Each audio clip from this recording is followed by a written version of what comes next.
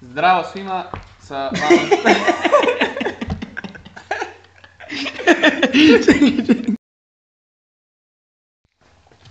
Zdravo svima, ovdje Mare i moj kolega Sale. Evo, kao što vidite danas pravimo klip. Nemoj brate, bilo je dobro, sad si ti sjel.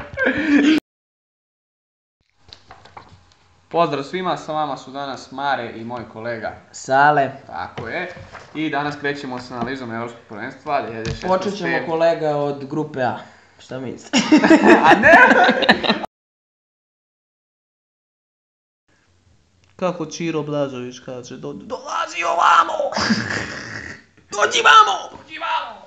Još samo jedanput! Još samo jedanput! Da te uhvatim! Dobro je, Joška. Mene si našo varat, dijete moje. Dobro je. Još jedanput! Još samo jedanput da te uhvatim! Dođi vamo! Dođi vamo! Jel ti misliš mene varat? Ne možeš, dijete moje. I zdravo ljudi, evo nas opet. Danas ćemo analizirati grupu D gdje se nalaze Španija, Češka, Turska i Hrvatska. Svakako jaka grupa.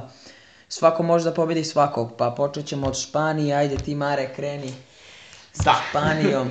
Definitivno grupa smrti. E sad, izdajam Španiju ovako, jako su mi zanimljivi jer Del Bosque je konačno odlučio da malo promeni sastav. Jako je bio dosadan sastav, znači koristio se onom Barsinom postavom, kopirao je postav.